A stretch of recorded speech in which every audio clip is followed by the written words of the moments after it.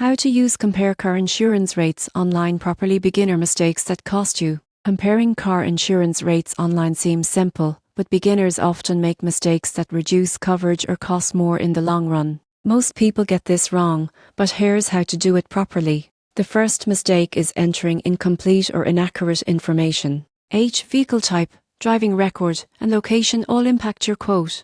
Inaccurate data can produce misleading rates, leaving you underinsured or overpaying. Always provide precise details. Another common error is focusing only on price. A low premium may hide high deductibles or limited coverage. Look at liability limits, comprehensive and collision options, and extras like rental car coverage. Proper evaluation ensures you're truly protected.